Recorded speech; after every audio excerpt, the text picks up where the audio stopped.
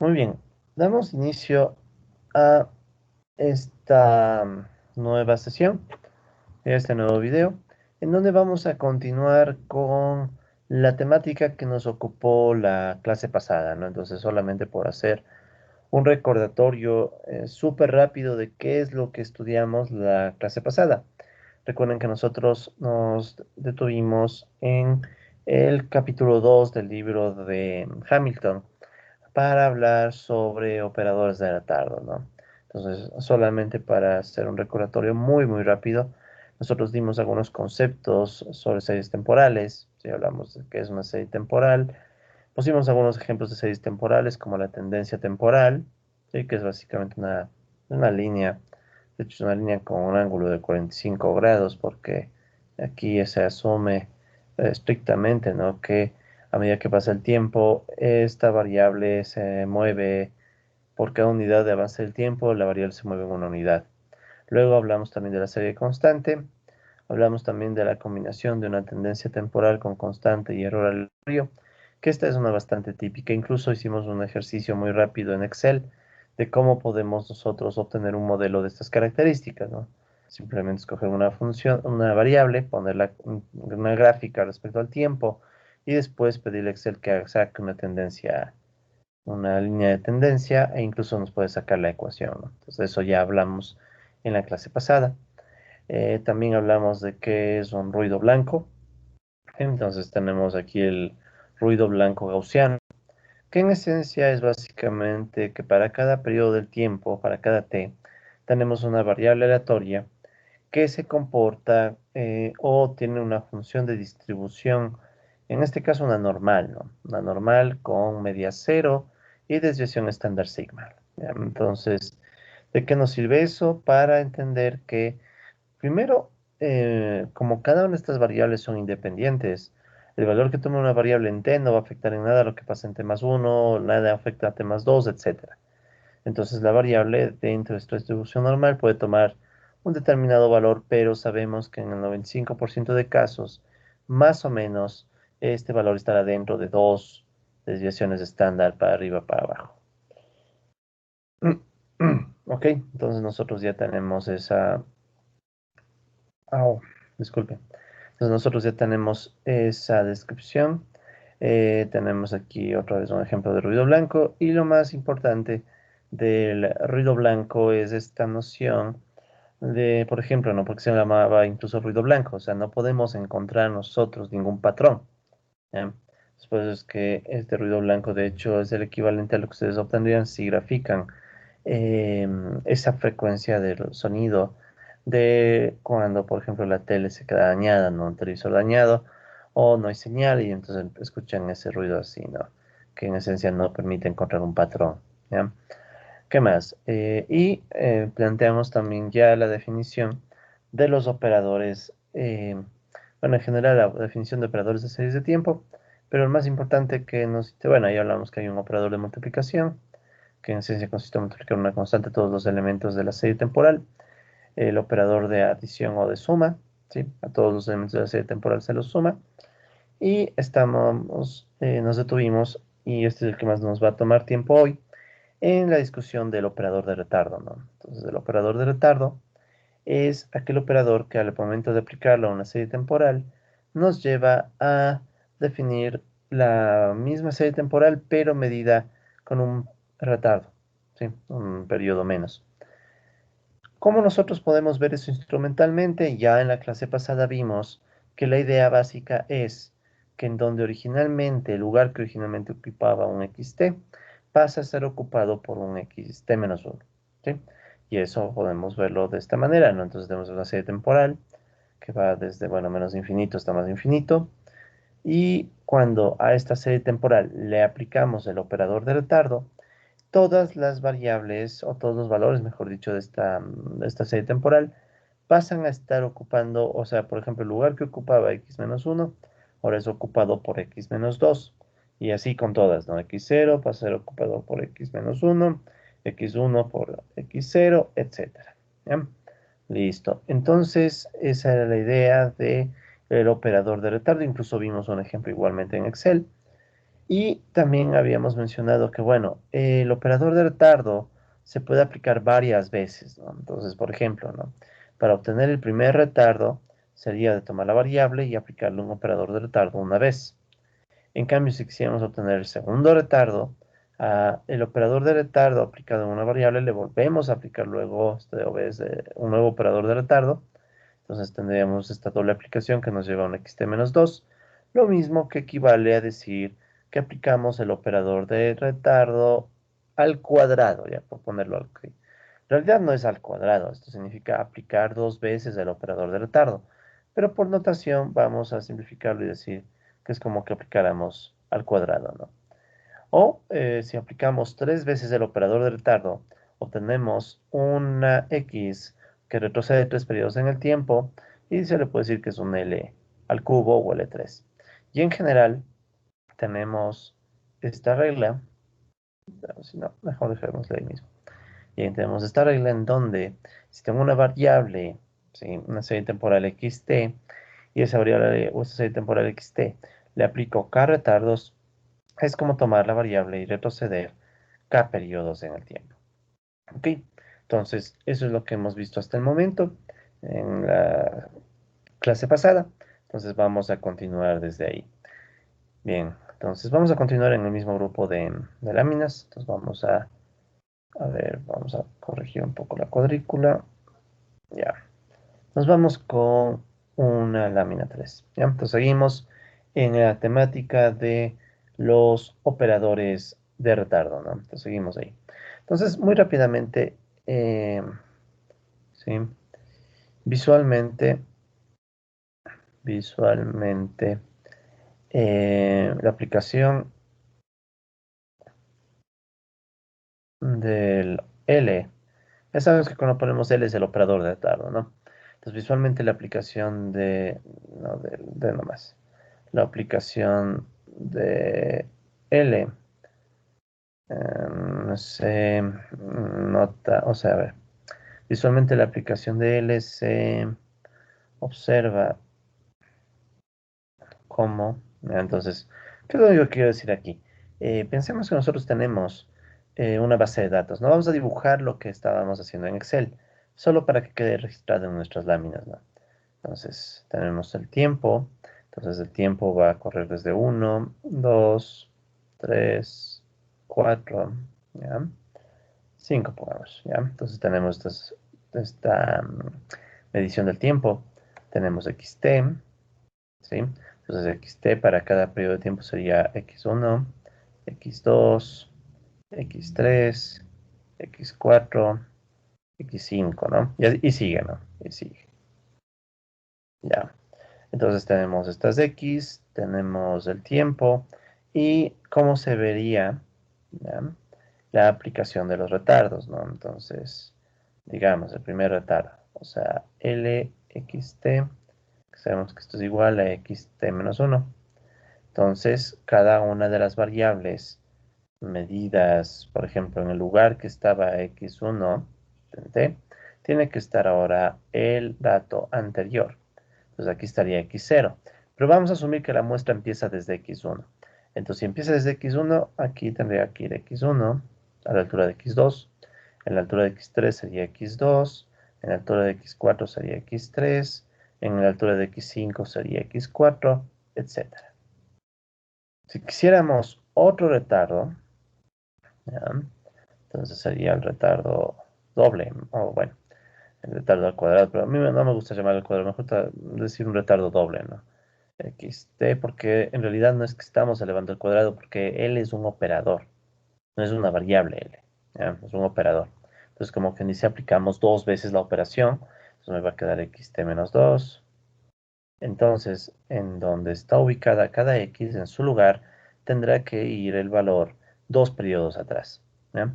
Pongamos nomás el x0, pero pongámosle con otro color, pongámosle con color verde, x0, ya. Entonces, ¿cómo se vería esto? Podríamos arrancar desde el x3, porque el x3, retrocediendo dos periodos, me da un x1, que estaría aquí. El x4, retrocediendo dos periodos, me daría un x2, un x3, y seguimos, ¿ya? Entonces, noten cómo aquí estaría un x0 y aquí estaría un x menos 1. Ya. Entonces, esta es la lógica de cómo se estaría notando visualmente la aplicación del operador de retardo. Y esto puede continuar, ¿no? ¿Qué es lo peculiar que quiero resaltar? Que ya empezamos a notar en la clase pasada en el Excel, pero ahorita lo estamos haciendo ya a mano. Es en esencia esto. Noten cómo a medida que ustedes aplican más retardos, eh, tienen este hecho, ¿no? Que, por ejemplo, ¿no? Si su muestra original iba desde x1, a medida que ustedes aplican retardos, hay cierta información nueva que van a necesitar si es que quieren que su muestra pueda seguirse aplicando desde x1.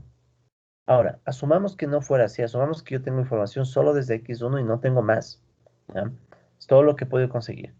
Entonces, al momento que ustedes aplican los retardos, cualquier modelo que realicen o estimación que vayan a hacer, por ejemplo, funcionará desde, o se podrá aplicar desde x3, ¿sí? Porque solo desde x3, o sea, mejor dicho, de t3, ustedes van a tener una base de datos completa. Para periodos anteriores, ustedes van a necesitar más información y a veces sí pasa que no se tiene esa información, ¿ya? Entonces, en realidad su muestra, por ejemplo, empezaría desde x3 porque tenemos también x2 y x1 y tenemos ahí una base de datos completa. Entonces, usualmente, no siempre, pero usualmente, al aplicar retardos, se tiende a perder información,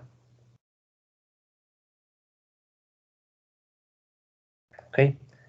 ¿Por qué es importante hacer esta aclaración? Porque a veces, por querer tener un buen ajuste en nuestros modelos, podemos decir, ok, voy a hacer un modelo con 5 retardos, 10 retardos, ¿sí? De hecho, pensemos, por ejemplo, ¿no? Si ustedes hacen una regresión, supongamos que hacen una regresión de este estilo, yt igual phi1 yt menos 1, más el error. Dejémosle como estábamos manejando wt. Esto se podría estimar también como una regresión, ¿ya?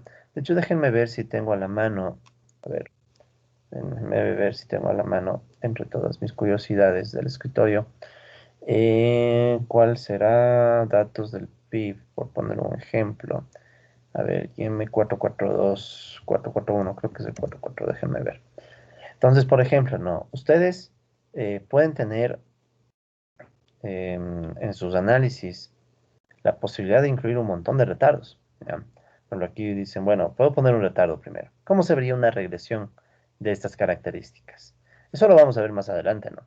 Ah, no, no ha sido este 4, estos son previsiones. A ver, entonces 435 debe ser. Disculpen. Ya. Eh, bueno, no es muy grande esta base. Indicadores per cápita. Déjenme ver un hito más, ¿ya? Si no aparece, sí, ya. 432, entonces. Bueno, está desde 2009. Hubiera preferido tener datos más atrás. A ver, denme un segundo, ¿ya? Disculpen que haga esta pausa. Yo creo que tengo datos más propiamente para lo que quiero hacer. A ver, un segundo. Trabajo. Vales, datos, Ecuador, base Ecuador. Ya. Denme un segundo. Sacaré esta pequeña base. Es solamente para mostrarles un ejemplo de cómo se vería, ¿sí? Esta regresión, ¿no? Cómo mostrarles que ustedes podrían poner varios retardos. Ya, entonces como a medida que ustedes hacen eso se va perdiendo información. Es lo que quiero mostrarles ahorita, contenido. Ya, entonces bueno, esto que acabo de poner en pantalla es una recopilación de datos que vengo haciendo ya por algunos años. Entonces quiero trabajar con el PIB trimestral, digamos. Ya, trimestral. Bueno, me faltó actualizar el último trimestre, pero no importa. Ya. Entonces, por ejemplo, vean, aquí nosotros tenemos la serie del PIB. ¿Ya? Entonces voy a copiar en una hoja o en un libro en limpio. Voy a copiar solamente esta serie, ¿no? La serie del PIB. Entonces sería, a ver, entonces vamos a copiar la serie del PIB. Este es el primer trimestre del 2020, no me falta el segundo trimestre que ya había datos, pero bueno. Entonces, este sería mi variable, el PIB, ¿sí? Y también vamos a tomar la combinación año-trimestre. Entonces, ahí pueden ver que hay una combinación año-trimestre. Entonces, igual, me la llevo. Entonces, para que sean varios años, ¿no? Año, trimestre, y era de pegarle. A ver cómo va. Ya, perfecto. Muy bien, entonces tenemos esta serie, por ejemplo, de datos. Ya tenemos ahí el año, trimestre y el PIB. Cambiemos un poco la notación. Pongamos T, ¿de acuerdo? T sería en este caso, ¿qué cosa? El periodo de tiempo. ¿Ya? Entonces, el periodo de tiempo arrancaría con 1, 2, 3, así, ¿no? Entonces decimos, nuestra muestra empieza en el primer... De hecho, los datos trimestrales en el Ecuador, en dólares, empiezan justamente en el primer trimestre del 2000. No hay mucho a dónde ir, ¿no? Y en vez de poner PIB, vamos a poner XT. ¿Ya? Estoy haciendo con una anotación muy rápida solamente para ganar tiempo, ¿no? Ya. Pues ahí tenemos el PIB y tenemos T y XT va a ser el mismo PIB. Listo. Esto debe estar en miles de dólares corrientes, si no me equivoco. Déjenme verificar. Ah, ah, no. Miles de dólares 2007. No quiero miles de dólares 2007 o si quiero. PIB real. No, quiero nominal. Ah, ya. Entonces, PIB. Es probable que les facilite a ustedes estas bases de datos.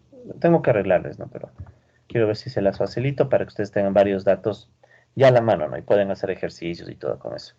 Ahí en el aula virtual les pondré en su momento los datos. Pero bueno, a ver, entonces tenemos esto, ¿no? Tenemos esta serie temporal en donde aquí pueden ver que XT es el PIB medido en cada periodo de tiempo. Entonces incluso podemos hacer una gráfica súper rápida. Insertar una gráfica, no quería dispersión, pero bueno. Insertar, que una de línea. O sea, la gráfica de línea sería la más coherente para nuestros fines, ¿no? Entonces aquí tienen una gráfica del PIB, ¿ya? Una gráfica del PIB trimestral. Y antes de hacer nada, noten la grave tendencia de estancamiento que tenemos aquí, ¿no? Sí, desde más o menos el trimestre 59, 60, digamos. ¿Cuál es el trimestre 60? Veamos cuál es el trimestre 60. 2014, 2015, justo. Sí, entonces desde el 2015. Sí, pueden notar como el PIB trimestral nominal, verán. Sí, por eso quería nominal. Nominal se estanca, ¿ya? Usualmente el PIB nominal debe crecer aunque sea por inflación. El problema es que en Ecuador ni siquiera hay inflación. Desde el 2016 o 2017 hay deflación. Les voy a mandar un documentito ahí opcional de lectura de cómo está la economía ecuatoriana, si desean. Pero bueno, eso no va al caso ahorita. Entonces, ¿qué es lo que quiero? ¿Ya? Entonces, aquí ustedes tienen XT dependiendo, bueno, XT, ¿de acuerdo? Si yo quiero hacer un primer retardo sería el L de XT, ¿verdad? Que eso sería equivalente a xt menos 1, t menos 1. Ya, listo. Entonces, como ya hicimos la clase pasada y estamos ahorita describiendo, eso simplemente dice que, ok, en el lugar donde está xt2, x2, ahora tiene que ir x1 y el resto sigue. ¿Sí? Y el resto sigue. Entonces es bastante fácil de notar que en esta situación, ¿qué hemos hecho? Hemos retrocedido un periodo y por tanto cualquier estimación que yo haga, cualquier regresión que yo quiera hacer, va a tener que correr desde x2. O sea, ya no puedo usar este x1 porque aquí no tengo ninguna información. ¿Ya? Entonces vean cómo mi base de datos que originalmente llegaba a 81 observaciones, ¿sí? Se reduce a 80 cuando aplico un retardo. Y si aplicara un segundo retardo, bueno, ya es bastante obvio, si aplico un segundo retardo, esto se reduciría, ok, a 79 casos. Ay, ¿qué estoy haciendo? Por Dios. Aquí. Pues ahí en el puesto de X2, X3, perdón, iría X1. O sea, retrocedemos 2 pasos. ¿Ya? O sea, hay que ir bajando escalonadamente. Por tanto, si es que quisiera hacer un modelo que tenga también el segundo retardo del PIB, o sea, del segundo trimestre, ya mi base va retrocediendo. ¿Sí ven? Entonces va haciéndose cada vez más pequeña. Ahora, no quiero entrar en el caso de dos retardos, solamente analizamos el caso de un retardo. Entonces ahora digamos que yo quisiera hacer la ecuación. Bueno, en vez de llamarle X, llamémosle Y. Entonces, digamos que yo quisiera hacer o estimar esta ecuación de primer orden que de hecho hemos estado viendo en clase, ¿sí? Entonces, hay algunas técnicas, ¿no? No es tan simple como lo que voy a hacer, sino que ahorita lo voy a hacer solo por hacer una cuestión ilustrativa, ¿ya? Entonces, tomen en cuenta que si ustedes quieren sacar esta ecuación, ¿sí? Justamente el YT igual phi YT menos 1 más WT. Vamos a tratar de sacar esta ecuación con mínimos cuadrados ordinarios. No es lo mejor, pero solo para ganar tiempo, ¿no? Algo rápido. Entonces tomamos estas dos, insertamos una dispersión.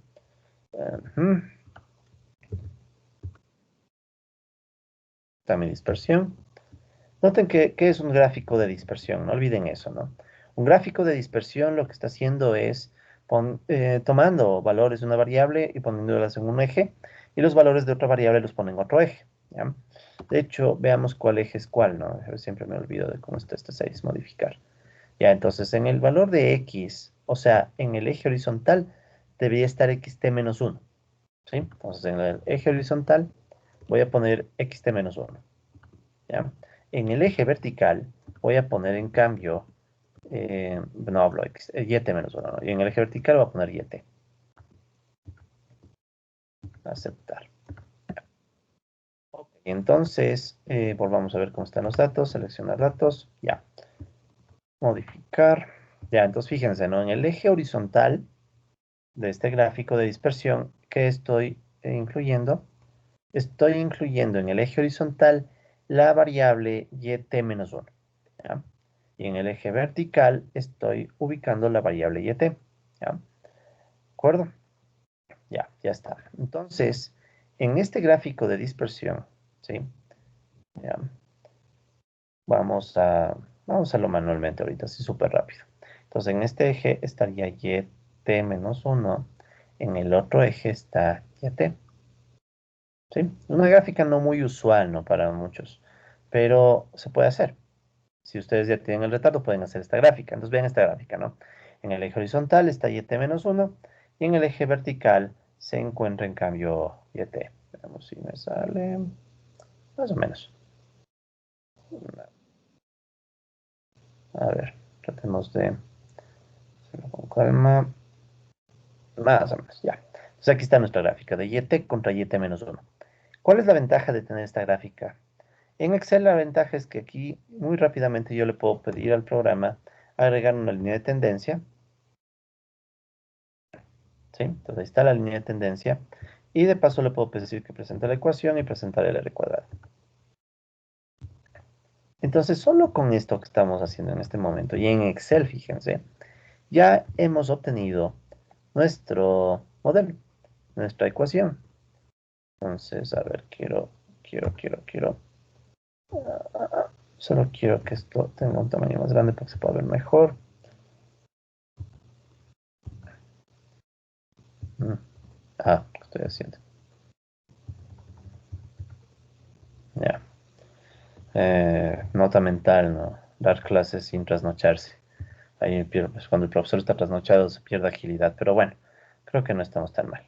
Entonces vean esta ecuación que hemos sacado, solamente la línea de tendencia, ¿no? Apenitas se logra ver la línea de tendencia, ¿no? Está ahí media escondida, pero ahí hay unos puntitos que, de hecho, veamos si le puedo poner en otro color. Pero bueno, para que vean que uno puede hacer incluso econometría con Excel, ¿no? Para que también vean o sea, cuán básico es hacer una regresión lineal. ¿Sí? Porque a veces uno sabe mínimos cuadrados ordinarios y cree que sabe econometría. En realidad es recién lo más básico que hasta Excel puede sacar. Entonces vean esto, sacamos la línea de tendencia con estos datos y nos dieron esta ecuación. Esta ecuación que está aquí ya es esta ecuación, pero con una constante. ¿Sí? Nosotros hemos trabajado sin constante. Pero esto sería ¿cuál? Entonces me están diciendo que YT es igual a 0,988 y más valores, ¿no? YT menos 1 más una constante de 47,7728 más un error. Digamos que WT es nuestro error, entonces sería más WT. Es la misma ecuación, sino que en vez de poner X, aquí estaría YT menos 1. ¿Ya? De todo lo que nosotros hemos aprendido, sabemos que esto, por tener un valor phi, o sea, una constante que le acompaña a yt menos 1, menor a 1, o sea, esto de aquí es menor a 1, ¿sí? O sea, porque yo sé que esto de aquí es menor a 1, entonces es un modelo estable. Vean que es con las justas, ¿no? 0,98, pero es un modelo estable. ¿Eso qué quiere decir? Quiere decir que un shock aleatorio, por ejemplo, pero no necesariamente aleatorio, no hemos trabajado con shocks aleatorios todavía, pero un shock en cualquier variable externa, WT, va a provocar que, sí, va a haber cambios en YT en el futuro, pero son cambios que van a irse cayendo cada vez más, ¿no? De hecho, recuerden que el multiplicador dinámico es phi a la j, ¿no? Entonces, vean, para este pequeño modelo yo ya podría sacar que el multiplicador dinámico es 0,98881 es 0,9881 a la j.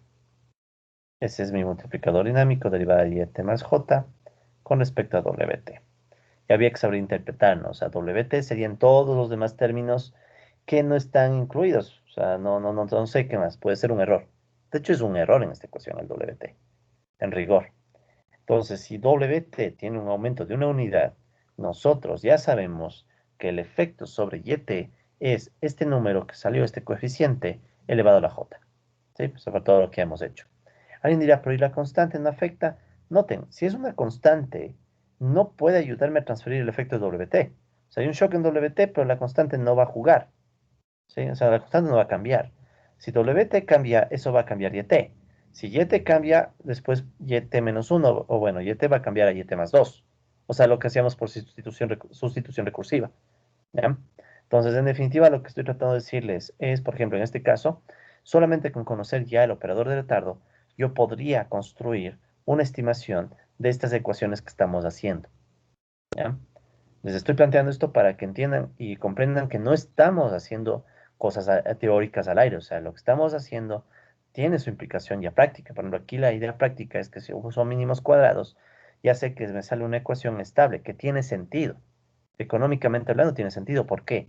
Porque si hay un shock en WT, lo triste fuera que hay un shock en WT y esto sea explosivo.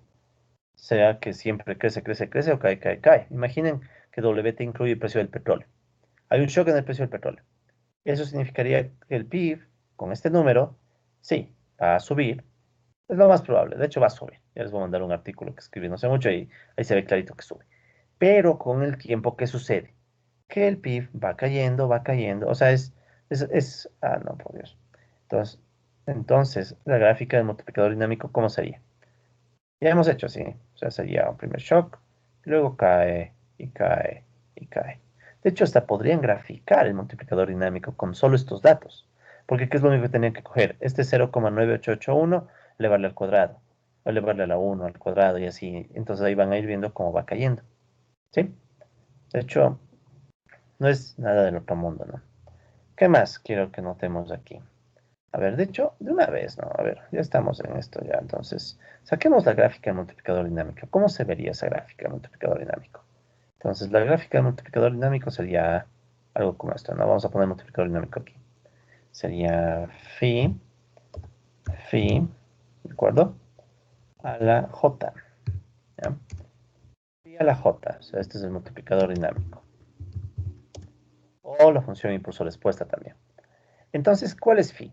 Recuerden que para un primer periodo de shock, phi se quedaría como está, ¿no? Sería phi a la 1.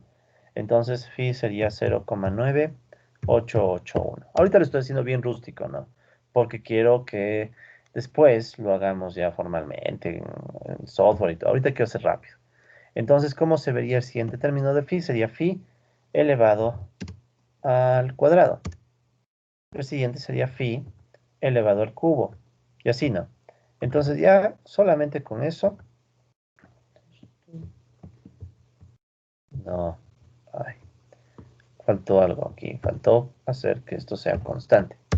Ya, exacto. Sí, entonces, ¿qué están haciendo? Phi, o sea, el número inicial phi, ¿ya?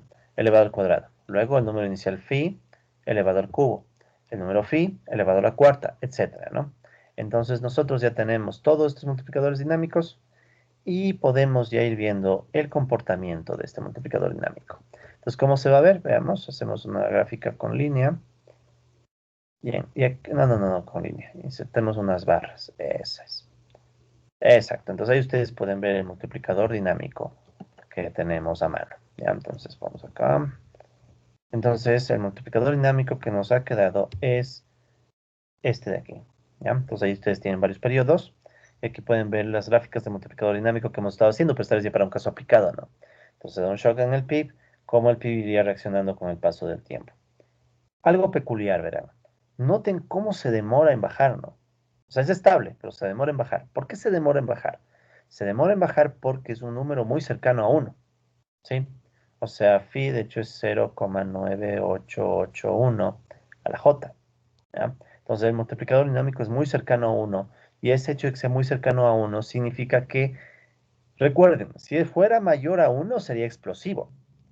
Entonces, que sea menor a uno significa que es un resultado no, o sea, es un resultado no explosivo, estable, es estable, pero se demora en ajustarse, ¿sí? O sea, es una estabilidad, pero que se demora. Entonces, por ejemplo, si esto fuera más pequeño, en vez de 0,9 hubiera sido 0,1, el ajuste o el multiplicador dinámico caería más rápido, ¿sí? Entonces ya es un tema de intuición, o sea, mientras más cercano a uno, el multiplicador dinámico se va a demorar más en ajustarse. O sea, el PIB es, según esta ecuación, bien sensible a eh, un shock en el término WT, ¿no? Que es el que estaría sobre, que sería el error. Entonces, si hay un shock en WT, el PIB se va a demorar varios periodos hasta dejar de tener efectos, ¿ya? Ahora, uno puede decir, ay, qué emocionante, ya tengo entonces todo. Sí, pero el problema es que tal vez no esté bien calculado esto, porque no sería lo mejor hacer MCO. ¿Ya? Verán, todo lo que hemos visto tiene una ventaja hasta ahora. La ventaja es que no hemos puesto supuestos ni que sea normal, nada. ¿Sí? Entonces, todo lo que hemos visto de ecuaciones en diferencia se aplica tranquilamente aquí. Pero el tema es que obviamente queremos el mejor coeficiente, no queremos un coeficiente cualquiera. Otra cosa, y con esto cierro y continuamos. Noten el nivel de ajuste. 0,99. Una barbaridad. De hecho, solo con graficar ya se veía que esto es casi lineal. ¿Qué significa? Este gráfico me está diciendo que el PIB en T y en T menos 1 están bastante relacionados, ¿sí? O sea, el PIB es de las clásicas variables económicas que dependen muchísimo de lo que pasa el periodo anterior, ¿ya? Esto significa ya de entrada que hay un tema de autocorrelación en el PIB. El PIB depende por lo menos del PIB en el periodo anterior. Pero nadie quite que tal vez dependa de dos o tres o cuatro o cinco periodos. ¿Ya? Entonces no sería nada del otro mundo. Cogeríamos esta base, la pondríamos en stata, correríamos una regresión lineal con esas variables. Pero ¿cuál es el punto? El punto no es hacer eso, o sea, eso es mecánico. El punto es notar entonces que basta con hacer una primera ecuación así y ustedes ya tendrían un buen modelo. Entonces, si su deseo fuera simplemente sacar un modelo con buen ajuste, con un retardo es suficiente. Obviamente que es engañoso. Entonces, por eso es que les digo que en series temporales ya no nos preocupamos mucho del ajuste, porque el ajuste es engañoso. Nos preocupamos mucho más del poder explicativo. Entonces, ya el poder explicativo de solo lo que hemos hecho ya nos dice algo interesante. El PIB trimestral, lo que pasa en este trimestre en el PIB, depende, más que un hecho, depende mucho de lo que pasa del PIB en el trimestre anterior. ¿De acuerdo? Ok, entonces ahora sí, continuamos. Listo, entonces esa es la idea de los operadores de retardo, ¿no? Entonces, a medida que usemos más operadores de retardo, perderemos observaciones. En este ejemplo hemos perdido una observación. Para poder hacer esta regresión, tuvimos que empezar, vean desde dónde. Hemos tenido que empezar un punto más abajo, ¿no? O sea, desde 2. Y obviamente si poníamos otro retardo, hubiéramos tenido que empezar desde 3. Por eso es que en series temporales lo deseable es tener series largas. Mientras más largas, mejor. ¿Ya? Y por series largas estamos hablando de, incluso esta serie de 60 datos, perdón, ¿de cuántos son? 60, 80, 80, perdón, 80 datos, es larga, pero no lo suficiente, o sea, sería deseable algo más largo. O sea, por ejemplo, a mí me gusta trabajar con series de más de 100, cosas así, pero no está mal, o sea, no digo que no esté mal, no está mal. Pero en cambio, por ejemplo, hay personas que trabajan con 10 datos, eso no sirve para nada. ¿Sí? O sea, porque ¿qué pasa? Que pones tres retardos, ya ni siquiera tienes 10, tienes para como de males solo 7. Entonces, ¿qué es lo usual? Lo usual es trabajar con series largas. O sea, que cuando ustedes hagan series de tiempo y en serio, un modelo de series de tiempo en serio, tiene que ser un modelo con series largas. Más de 60, por ejemplo, más de 60, 70, con unos 80 más o menos ya tienen algo. Y aún así no es mucho, pero bueno, o sea, tampoco es que podamos pedir más, no hay mucho PIB trimestral en dólares. Pero siempre tomen en cuenta eso, o sea, como nosotros aplicamos, de ley hay que aplicar retardos, entonces uno pierde información, entonces la idea es que la serie sea tan larga como para que esa pérdida de información no sea tan significativa. ¿Ok? Listo. Muy bien, continuemos. Entonces, esa es la idea del operador de retardo, ¿no? ¿Qué más cosas podemos decir sobre el operador de retardo? Bueno, hay algunas cosas que decir sobre este operador de retardo, ¿no? Entonces, como habíamos visto, en el operador de retardo, ustedes, por ejemplo, pueden, entre comillas, ¿no? Elevar a una potencia, ¿ya? Entre comillas. Entonces ya sabemos lo que significa elevar a una potencia el operador de retardo. L a la K, entre comillas, significaría xt menos K. ¿Ya? ¿Qué más se puede hacer con un operador de retardo? ¿Ya? Entonces el operador de retardo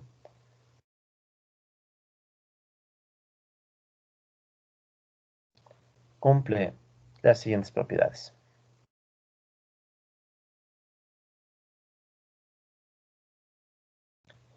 Entonces, ¿qué propiedades nomás cumple el operador de retardo? Bueno, ya hemos dicho que LK de xt es lo mismo que decir xt menos K. Ya eso ya habíamos dicho. Pero también hay otras cosas bien interesantes del operador de retardo. Digamos que aplicamos operador de retardo a beta xt. O sea, aplicamos el operador de retardo a una variable, a una, perdón, serie temporal multiplicada por una constante.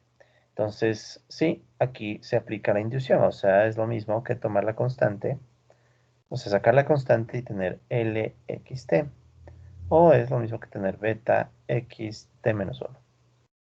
O sea, entre comillas, si quieren, sale la constante. ¿Ok?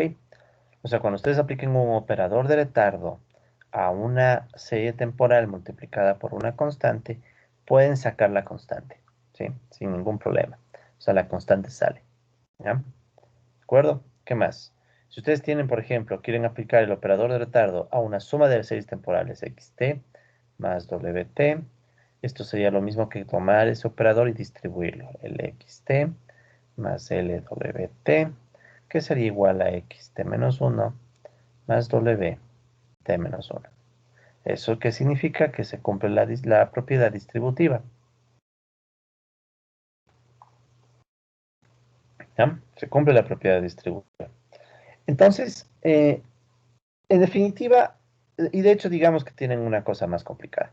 Quieren aplicar, digamos que tienen yt es igual, notarán lo que voy a hacer, a más bl por lxt. Ah, ¿qué es eso? Entonces noten, A, B son constantes. Ya, ni nos demos vueltas. A y B son constantes. L es el operador de retardo. ¿Ya? L es otra vez el operador de retardo. Entonces, ¿cómo yo resuelvo esta operación? Básicamente, lo que yo puedo hacer es aplicar la propiedad distributiva. Por ejemplo, aquí, ¿cómo me quedaría? Sería A por LT, perdón, LXT, más B, L y L. Bueno, dejémoslo nomás todavía. B, L, LXT. ¿Ya? O sea, simplemente apliqué la propiedad distributiva. Entonces, repito, no teníamos A más BL, paréntesis, LXT. Entonces voy aplicando propiedad distributiva, me queda ALXT más BL por LXT. ¿Ya?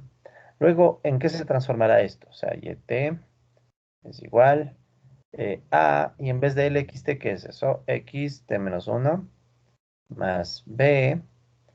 Ahora hagámoslo paso a paso, hagamos un paso adicional aquí. Entonces me quedaría A, L, X, T más B, y L con L sería L2, XT. Ya ahí sí. Entonces me quedaría A, XT menos 1 más B, XT menos 2. ¿Ya? Que vendría de este L2. ¿Sí? Entonces, en definitiva, no es nada del otro mundo, simplemente son las leyes habituales del álgebra. ¿Sí? O sea, es casi como que a la L le trataras como si fuera una variable. ¿Sí? Como si fuera una variable. Claro que sabes que cuando ya esta variable se topa con algo a la t, esto tiene que transformarse en t menos 2. ¿Sí? O sea, eso también hay que tomar en cuenta, ¿no? Si te topas con cualquier cosa que esté aquí t, se transforma en t menos 2. O en t menos 1 o lo que tenga que ser, ¿no?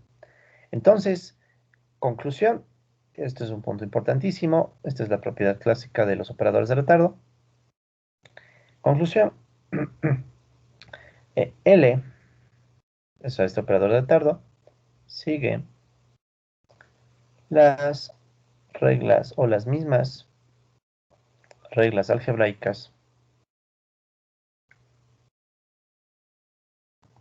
¿sí? L sigue las mismas reglas algebraicas que los operadores de suma, los operadores de suma y de multiplicación. En términos un poco más criollos, entre paréntesis, L puede manejarse como si fuera variable, como si fuera una variable, ¿ya? Entonces, ustedes para efectos de hacer operaciones con este, bueno, operador, disculpen la redundancia, no hay mucha necesidad de complicarse. Simple y llanamente ustedes toman la L como que si fuera otra variable, ¿ya? Pero obviamente ya cuando, y de hecho le, entre comillas, le van al cuadrado, le multiplican, le distribuyen, pero ya al momento de tener que aplicarle a la serie temporal, ahí obviamente hay que aplicar el operador. O sea, si esto es L2XT, esto es XT menos 2. Si esto es LXT, se transforma en XT menos 1, ¿ya? Pero las reglas algebraicas que sigue el operador de Tardo son las mismas siempre, ¿sí? ¿De acuerdo? Entonces tomemos en cuenta ese detalle. Ya, entonces hagamos rápidamente otro ejercicio, por ejemplo, de esto mismo. Entonces digamos que yo tengo la siguiente operación. Digamos que tenemos 1 menos lambda 1. ¿Sí? Recuerden que lambda representa un valor propio. Ya veremos por qué estamos haciendo esta operación, pero ahorita solo escribamos 1 menos lambda 1L y 1 menos lambda 2L por XT. ¿Ya? Entonces digamos que simplemente les ponen esta operación y se les pide por favor simplificar, aplicar operadores y simplificar. ¿Ya? ¿Cómo quedaría esto? Entonces si nosotros resolvemos el producto, ¿cómo sería? Sería 1 por 1 es 1, menos lambda 2L, que sería 1 por menos lambda 2L, menos lambda 1L, ¿sí? Por 1, menos por menos más, lambda 1, lambda 2 y L con L sería L2, ¿ok? Y eso por XT, ¿ya? Permítanme un segundo, solo quiero verificar que no tengamos, ya. Recuerden, ¿no? Por favor, dentro de lo posible tener apagados los micrófonos, más por su propio bienestar, no vaya a ser que estén en la mitad de alguna labor un poco personal y no quisiéramos que todos los escuchen, o bueno, si quieren que les escuchemos no hay problema, ¿no? Pero quedará grabado y registrado, entonces, preferible que tengan los micrófonos apagados, por favor. Bien, entonces tenemos esto, ¿no? Que es básicamente resolver el producto. Entonces sigamos resolviendo, ¿no? Aquí no hay mucho más que hacer. Entonces puedo ir distribuyendo XT, ¿no? Entonces, ¿cómo quedaría? XT por 1 sería XT. Menos lambda 1 y lambda 2, o lambda 2 y lambda 1, podría ponerles como factor común, ¿no? Lambda 2L más lambda 1L por XT, ¿sí? Pues aquí saqué el menos y su factor común de lambda. Bueno, todavía no hago factor común, solo saqué el menos. Más lambda 1, lambda 2, L2, XT. Ya.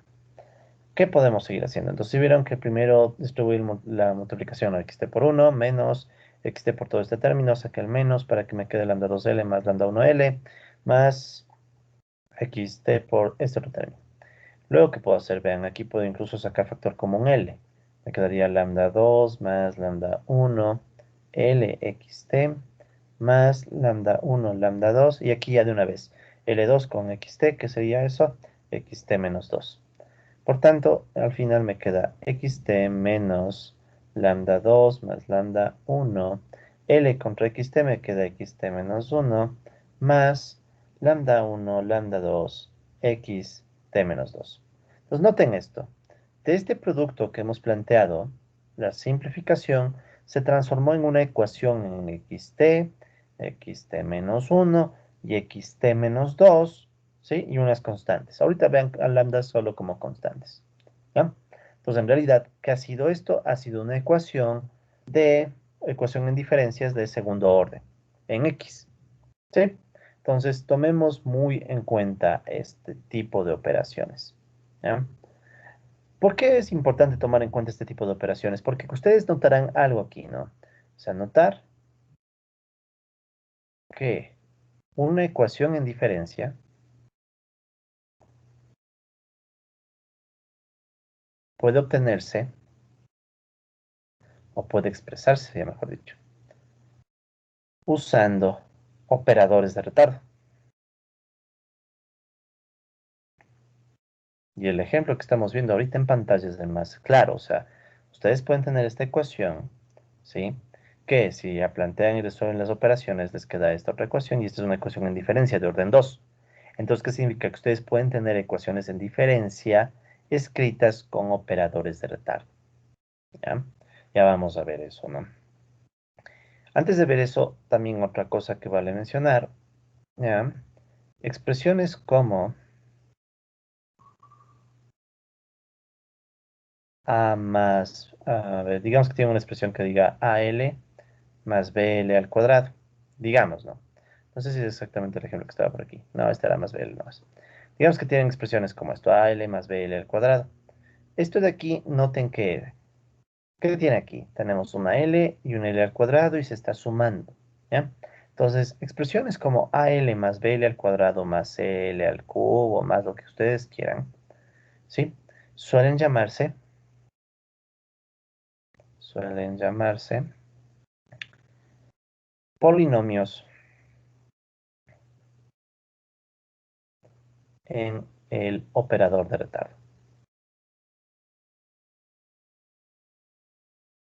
¿sí? Es como un polinomio cualquiera, es como cuando ustedes tienen un polinomio en X, digamos. ¿Ya? ¿Cómo es un polinomio en X? En X un polinomio sería X al cuadrado más 2X más 1, digamos. ¿Sí? Entonces ese es un polinomio en X. En cambio, en L, ¿cómo sería? L al cuadrado más 2L más 1. O sea, ustedes también cumple L las reglas algebraicas convencionales que incluso pueden construir polinomios con este operador de retardo. Entonces aquí nace otra pregunta interesante y es ¿para qué nos puede servir un polinomio usando operadores de retardo? Entonces ya vamos a ver justamente cómo nos va a servir ese tipo de operaciones. ¿Ya? Ok, ¿qué más? Para ir cerrando estas definiciones, también quiero que notemos lo siguiente, y con esto ya pasamos a aplicar los operadores de retardo en nuestras ecuaciones. Entonces, notemos algo más. Nosotros hemos dicho que, bueno, L a la K, ¿sí? De XT es XT menos K, ¿verdad? Ahora, ¿qué tal si tuviera LK, LJ, XT? Entonces no habría muchas vueltas que darles, lo mismo que poner LK más J, XT, que es lo mismo que XT menos K menos J. ¿Sí? Restando estos dos menos K menos J. Es decir, también, como L cumple las reglas algebraicas de la multiplicación, también se cumplen las reglas algebraicas de los exponentes. Entonces también hay que recordar esas reglas de los exponentes. Y algo más. LK, otra vez, esto es XT, o sea, menos K, ¿no? Ya. Ahora, ustedes pueden también plantear un operador retardo distinto, que le vamos a poner, no sé si ya lo escribimos, no, no creo que lo escribimos la clase pasada. Entonces, bueno, no sé ni para qué repetir, disculpen. Ahí arriba está. Entonces vamos a escribir un último operador, parecido al operador de retardo. ¿Ya? Lo pongo aquí mismo porque es casi la misma idea. Entonces vamos a poner la inversa del operador de retardo. No se usa mucho, se usa muy poco esta idea de inversa de operador de retardo. Casi no usamos nosotros, pero, por ejemplo, ¿no? Si LXT es igual a XT menos 1, entonces, ¿qué será L a la menos 1 de XT? ¿Ya? Pues fíjense qué estamos haciendo ahora. Lo que estamos diciendo es, bueno, si yo defino a L de XT como XT menos 1, ¿cómo debería definir L menos 1 de XT? Entonces ya XT menos los que sea que esté ahí. Entonces en este caso es un menos 1. O sea, esto es un XT menos por menos más 1. ¿Ya? Entonces, la inversa del operador de retardo, que es esta operación que está aquí, no es nada más que un operador que en cambio me está pidiendo que ponga valores futuros de x.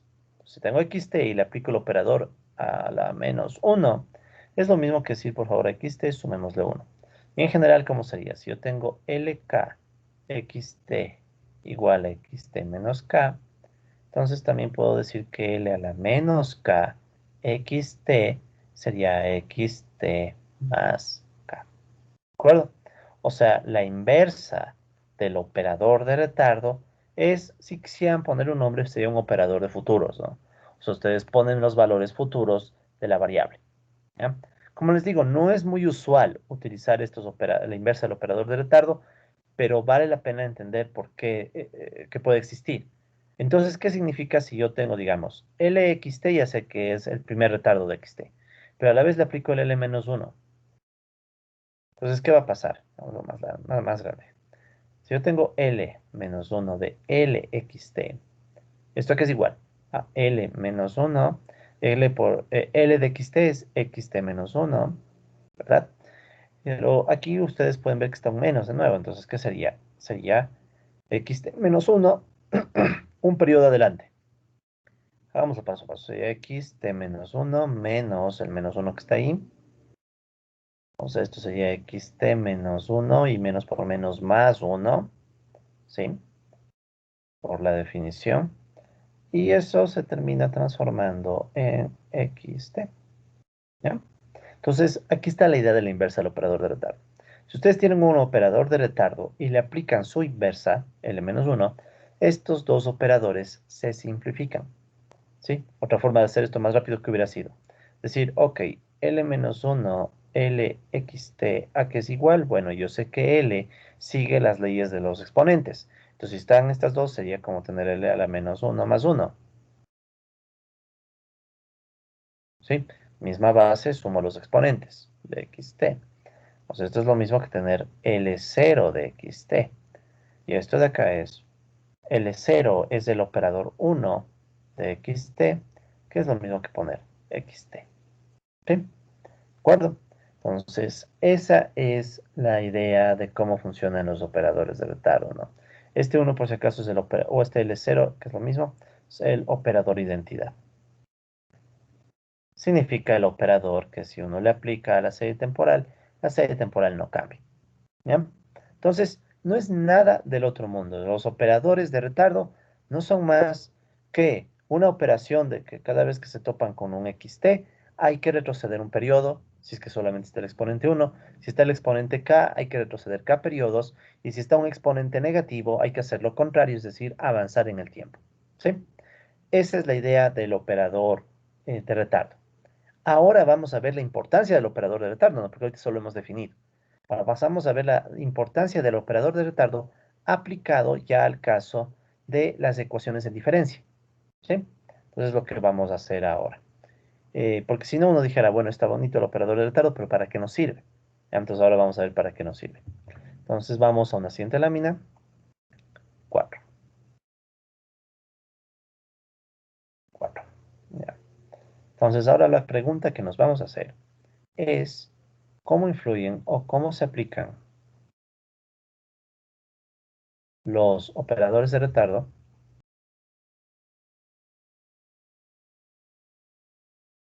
en las ecuaciones en diferencia? ¿Sí? Las ecuaciones en diferencia que hemos estudiado. Y aquí vamos a encontrar unas propiedades muy importantes que debemos conocer para el futuro, ¿no? Entonces vamos a empezar ¿con qué? ¿Con qué vamos a empezar? Bueno, entonces vamos con el siguiente punto, el 2.2 del libro de Hamilton. Vamos a arrancar con las ecuaciones en diferencia de primer orden. ¿Ya? De primer orden, o sea, P igual 1. ¿Ya? Entonces vamos a arrancar con estas ecuaciones en diferencia de primer orden y ver cómo se aplican ahí los operadores de retardo. Bien, entonces primero recordemos cómo se ve la ecuación en diferencia de primer orden con la que hemos estado trabajando. Yt igual phi yt menos 1 más wt, ¿verdad? Esta era la ecuación en diferencia de primer orden que hemos estado nosotros usando. ¿Por qué es ecuación en diferencia? No se olviden, es ecuación en diferencia porque ustedes tienen aquí el retardo. Si ustedes toman esto y le restan t menos 1, o sea, yt menos yt menos 1 será igual a phi yt menos 1 más wt menos yt menos 1, ¿verdad? ¿Y esto qué es? La variación o la diferencia de yt. Esto es igual, aquí hacen factor común, les va a quedar phi menos 1 yt menos 1 más wt. ¿Ya? Es la misma ecuación. Noten que esta ecuación simplemente hemos restado yt menos 1 y organizado términos. Entonces nos queda una primera diferencia, una primera variación, por eso se llama ecuación en diferencia. ¿Sí? Esta es la primera diferencia. Primera, así se les llama, la primera diferencia. Y esto de aquí, en cambio, es el primer retardo. ¿Ya? Entonces, por eso es que se les llama ecuación en diferencia. Esta es la primera diferencia, la variación. Y es de orden P porque tenemos primer retardo, orden 1. ¿Ya? Ok, entonces, con esta ecuación que ya hemos trabajado nosotros, vamos a ver ahora cómo entra la lógica del operador de retardo. Y repito una vez más, estas ecuaciones no las vean tan abstractas, ¿no? Dice, está mucha ecuación abstracta. Estas ecuaciones en realidad nacen de ejercicios como este.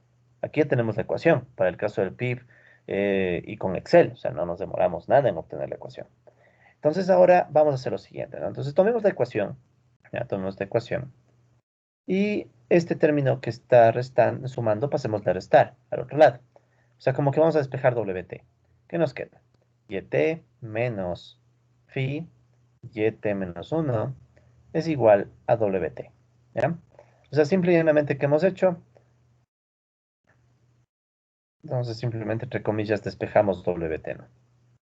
Despejamos WT. Ya, entonces, si despejamos WT, nos queda esta ecuación. No es nada del otro mundo, ¿no? ¿Ya? Luego, ¿qué vamos a hacer? Luego vamos a aplicar el operador de tardo.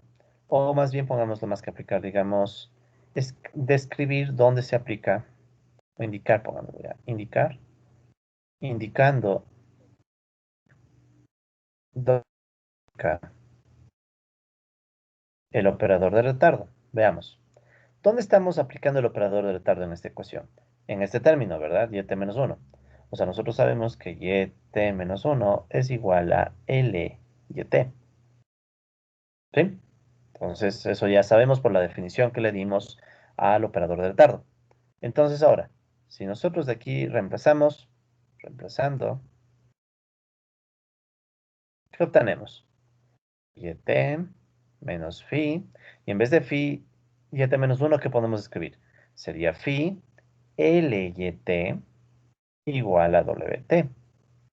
Entonces, ¿qué es lo que hemos hecho?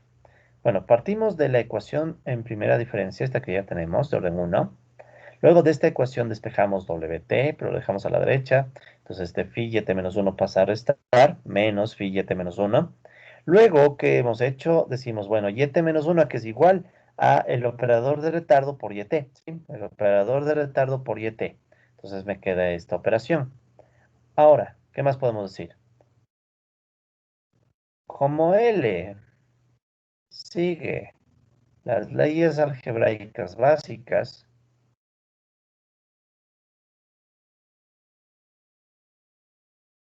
paréntesis de suma y de multiplicación, ¿ya?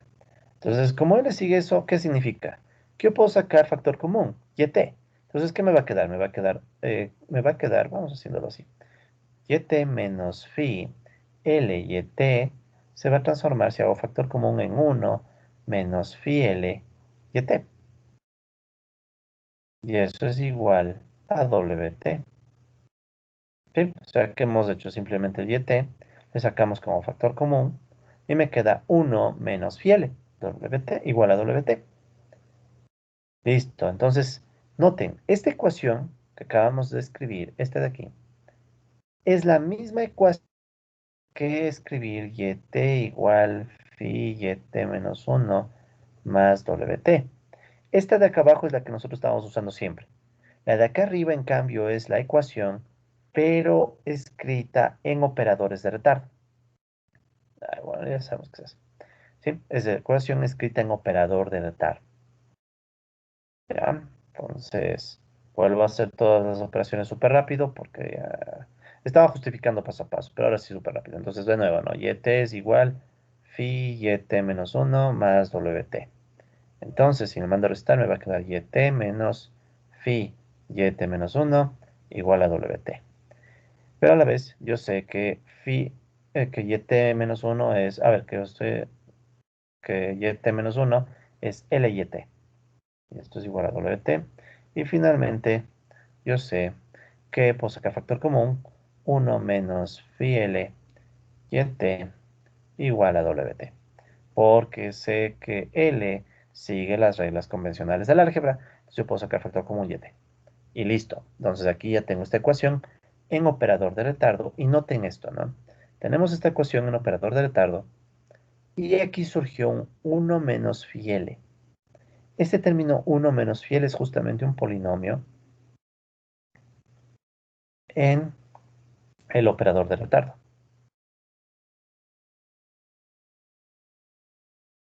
¿Sí? Es un polinomio. Claro, es un polinomio de grado 1, porque L solo está elevado a la potencia 1. Ustedes ya podrán intuir que si tenemos ecuaciones más complejas, tendremos operadores de retardo elevados a una potencia mayor. ¿Sí?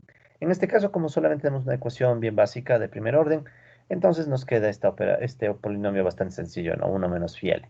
¿Ya? Muy bien. Listo. Ahora, nosotros tenemos este operador de retardo. ¿Ya? Les invito ahora a pensar en lo siguiente, ¿no? Esto llamemos si quieren la ecuación A. ¿Ya? Tenemos la ecuación A. Verán, ¿qué es lo que queremos hacer ahora? Lo que nosotros vamos a tratar de hacer es, y esta es la pregunta, ¿puedo despejar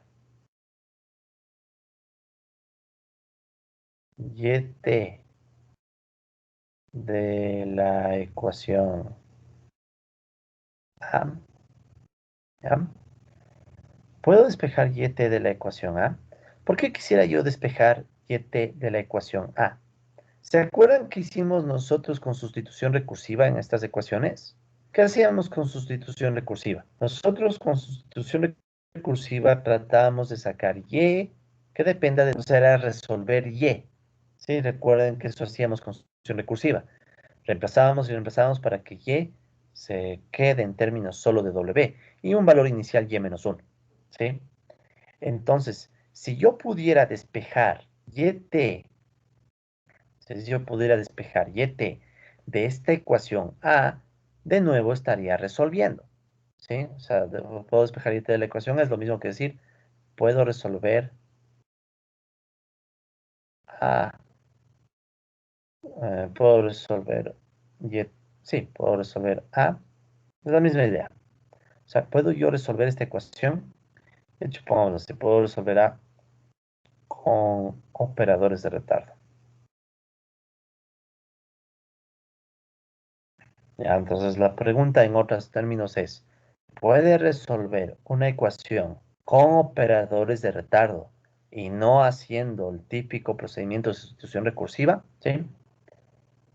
Ya podrán intuir que la respuesta es sí. O sea, resulta ser, y esta es una parte potente de los operadores de retardo, resulta ser que si uno usa operadores de retardo, puede resolver esta ecuación.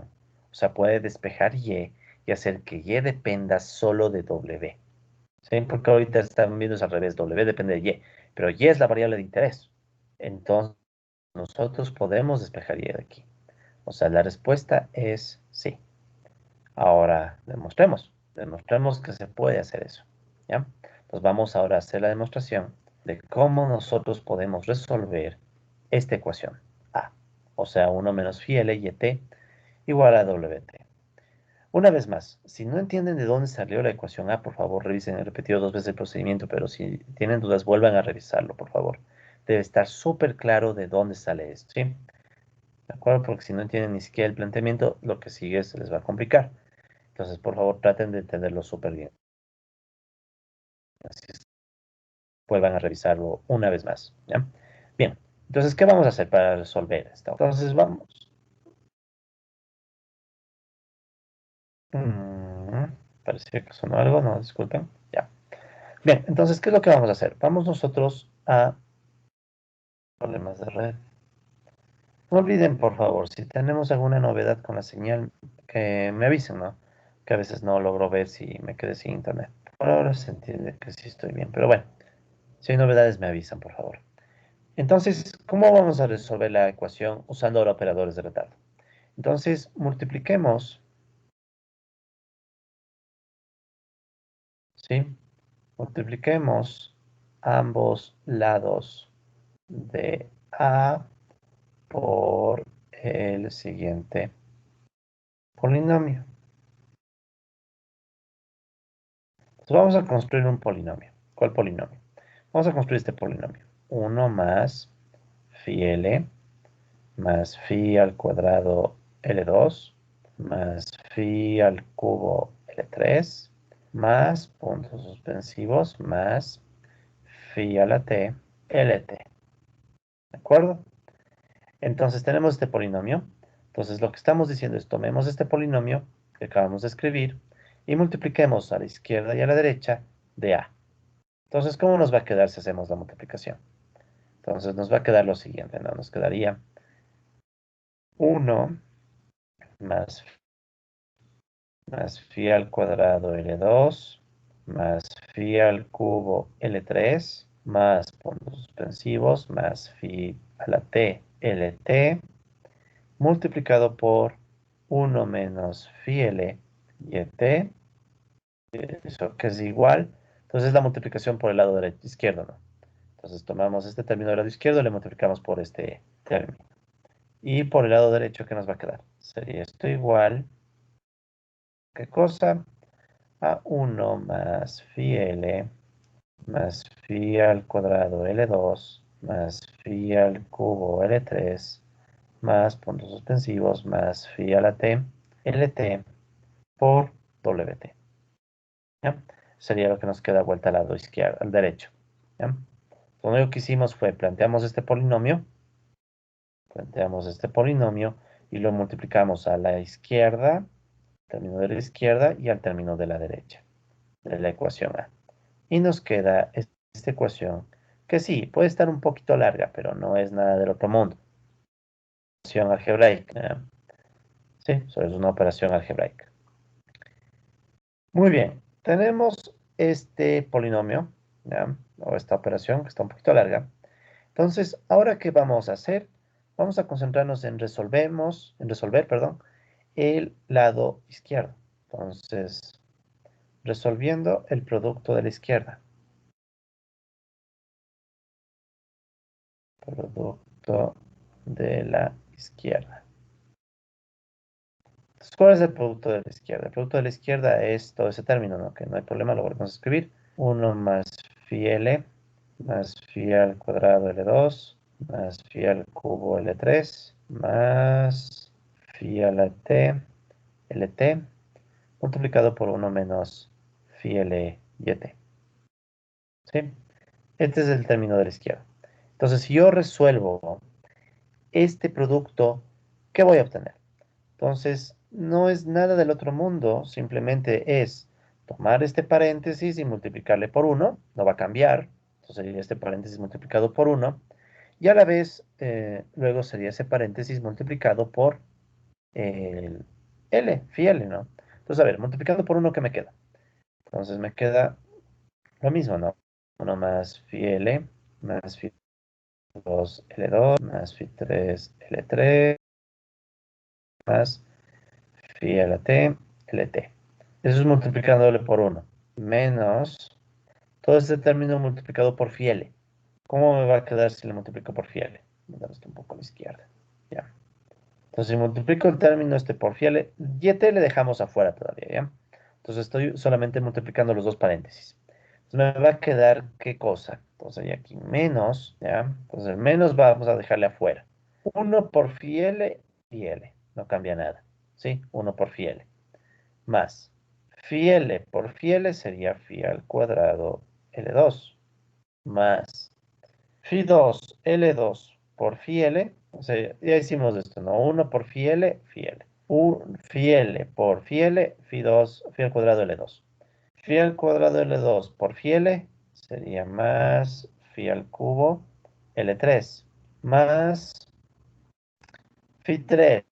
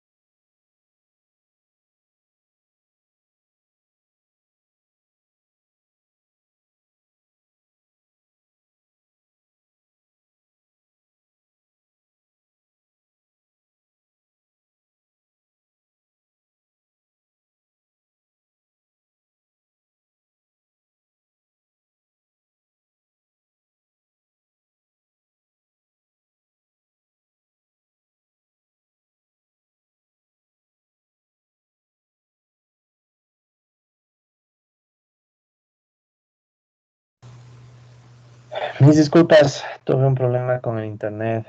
Se fue el internet y volvió. Eh, Muchísimas gracias a quien me hizo la pregunta si ya salí de clase, pues es que estaba resolviendo el tema. Si llega a suceder otra vez, les pido por favor que se mantengan conectados. Yo trato de resolver eso y si se extiende mucho, yo cualquier novedad les aviso siempre al grupo de WhatsApp. Ahí me conecto con mis datos, ¿ok? ¿Ya? Entonces, mis disculpas y vamos a retomar la sesión desde donde estábamos. Eh, ya, entonces disculpen la interrupción. Bueno, entonces como les decía, estábamos resolviendo la ecuación A, ¿sí? Eso es lo que estábamos haciendo. Y para resolver la ecuación A habíamos planteado este polinomio, ¿sí? Habíamos planteado este polinomio que lo vamos a multiplicar o lo estamos multiplicando tanto a la izquierda como a la derecha de la ecuación A, ¿sí? Vamos a incluso recordar que este es el término de la ecuación A, ¿no? Estos son los términos de la ecuación A y lo demás es el polinomio que estamos planteando para poder resolver esta ecuación. ¿Ya? Entonces, una vez que tenemos este producto, decimos, bueno, resolvemos el producto por el lado de la izquierda y que nos empieza a salir. ¿Ya? Entonces, lo que estábamos obteniendo ahorita, ¿no? Listo, entonces vamos, sigamos. Entonces, de nuevo, no hacíamos toda esta operación por uno, no cambia. menos, dejamos este menos afuera, todo este factor por phi L. Entonces, si todo ese factor se multiplica por phi L, al final, ¿qué nos queda? Bueno, nos queda toda esta operación en donde pueden notar que como que nos queda desde phi L, ¿no? Phi L, phi al cuadrado L2, phi al cubo L3. Este que está aquí con 4 lo voy a quitar, ¿no? Porque nos está estorbando. Más puntos suspensivos, más... ¿Qué más nos va a quedar? Bueno, nos va a quedar también, fíjense en esto, ¿no? Nos va a quedar, si hacemos el último término, ¿cuál sería el último término? El último término sería phi t más 1, L t más 1, ¿verdad? Ese sería el último término de este producto. ¿Ya? Sería el último término. Vamos más a la izquierda. ¿Cómo sería el término anterior a ese término que acabamos de escribir? ¿Cuál sería el penúltimo término? El penúltimo término, ¿cómo debía estar? O sea, sería aquí un phi L. Entonces ya solo ven, viendo cómo está, ¿no? Phi L, phi al cuadrado, L al cuadrado, phi al cubo, L al cubo. Entonces no hay que ser muy sabios para saber que aquí va a estar phi a la t, L a la t. ¿De acuerdo? Ya. Entonces, esta es la multiplicación, ¿de acuerdo? De todo este término. Voy a poner esto más abajo ya para que no se estorben tan feo. Entonces sería así, ¿no?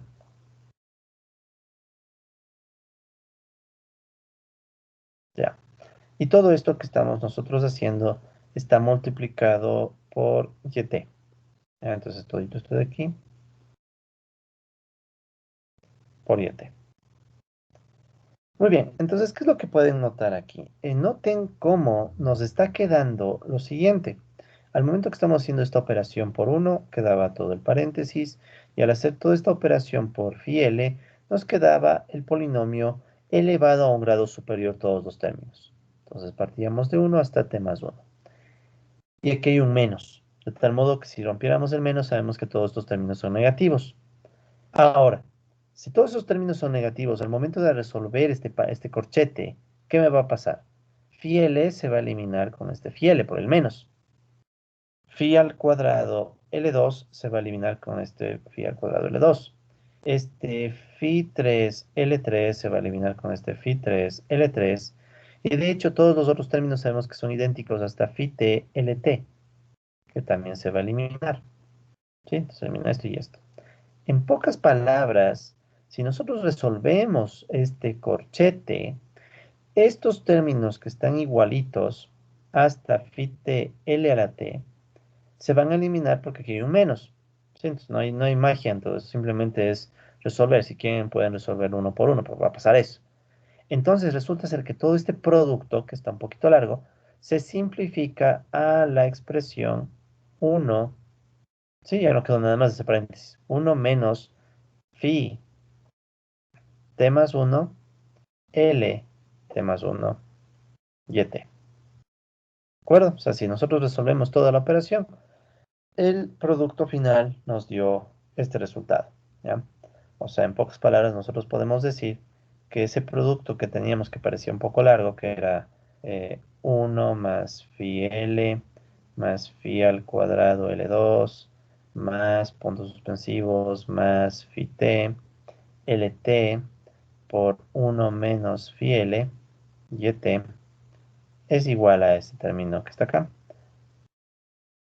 a 1 menos phi t más 1 LT más 1 y t. ¿De acuerdo? Entonces, si nosotros hacemos las operaciones, nos queda esta simplificación, ¿sí? Nos queda este término. Y luego, ¿qué sucede? Entonces, yo ya puedo igualar este resultado, ¿sí? Entonces, igualando el resultado con el lado derecho, ¿qué nos va a quedar? Entonces, ¿cuál es el resultado que estamos nosotros obteniendo? Este de aquí, ¿no? Este 1 menos phi t más 1, L t más 1 y t. 1 menos phi t más 1, L t más 1 y t. Eso que es igual. Entonces, ese es el nuevo lado izquierdo, ¿no? Sería el resultado. ¿Cómo nos quedó en cambio el lado derecho? El lado derecho era todo este otro término, el polinomio que hemos construido con WT. Lo volvemos a escribir. Entonces, ¿cómo sería? 1 más phi L, phi al cuadrado L2, más phi a la T LT por WT. ¿Verdad? Ok. Entonces, ¿qué sigue? ¿Qué queda por hacer? Resolviendo o aplicando los operadores. Bueno, resolviendo.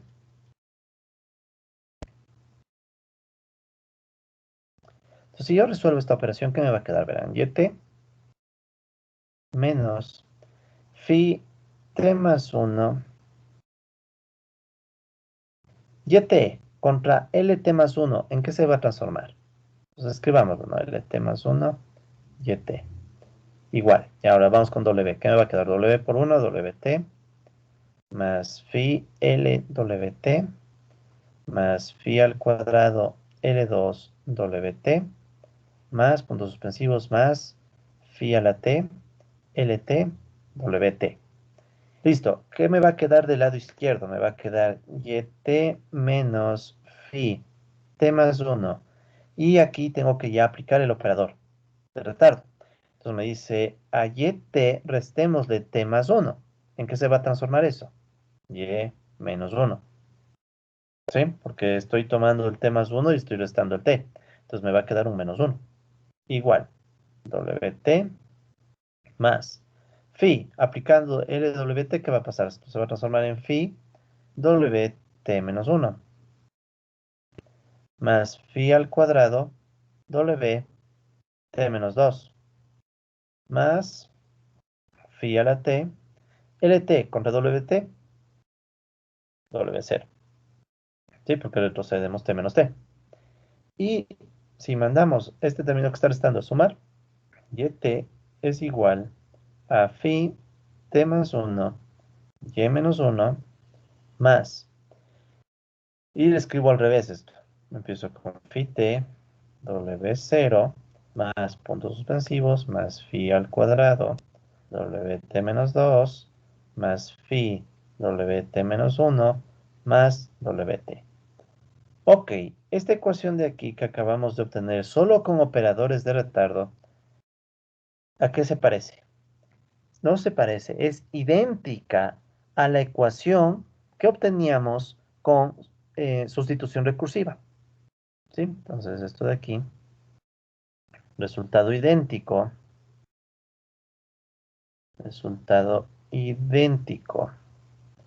a sustitución recursiva.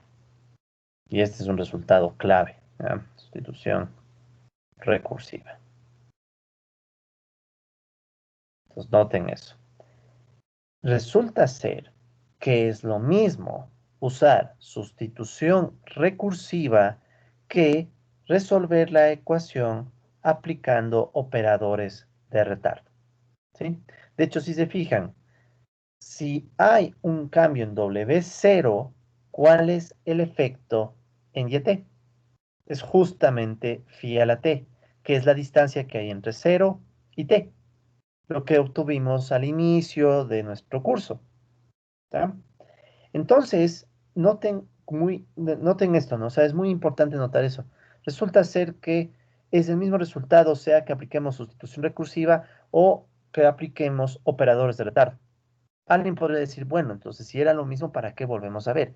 Por la demostración, porque luego, más adelante, hay propiedades que van a salir, o si quieren, las propiedades que vimos con sustitución recursiva y el multiplicador y todo eso, van a aplicarse también con operadores de retardo, ¿ya? Entonces hay ciertas propiedades que vamos a sacar. De hecho, ahorita mismo vamos a ver lo siguiente, ¿no? Ok, bueno, primero antes de ver lo siguiente, notemos algo más, ¿no? O sea, obviamente que nosotros aquí después sacamos temas J y todo eso, ¿no? Eso no lo vamos a volver a hacer, no hace falta. Pero me quiero es que noten que esta es la misma, o sea, si es que buscan sus apuntes, es la misma ecuación que la que se obtenía con los operadores de, perdón, constitución recursiva, ¿no? Bien, ¿qué vamos a hacer ahora? Ahora lo que vamos a hacer es lo siguiente, verán. Vamos a tomar este último resultado que nos salió aquí.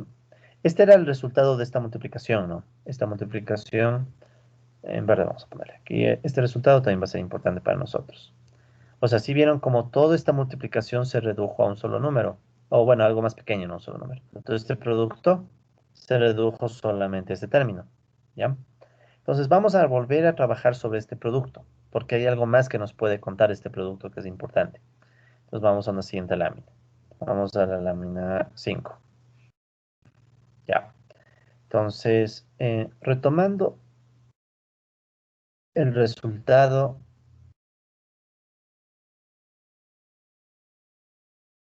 Entonces, ¿cuál resultado? Retomando este resultado, ¿no? 1 más phi L más phi al cuadrado L2 más puntos suspensivos más phi a la T LT. O sea, ya sabemos que todo esto multiplicado por 1 menos phi L y T. Ya, todo esto ya sabemos que es igual a...